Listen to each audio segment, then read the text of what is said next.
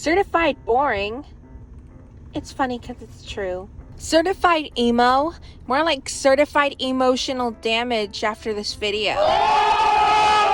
Did this person try to make a wig out of wet grass? Oh, forget grass. This dude has a whole entire garden. Speaking of grass, I think that's something I need to touch after seeing this neon-colored nightmare. Let me get this straight.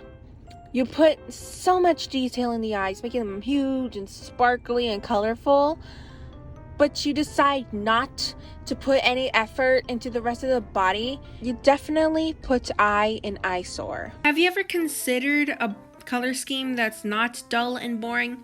You know what? Never mind. This makes my eyes bleed. Did she also make a wig using wet grass?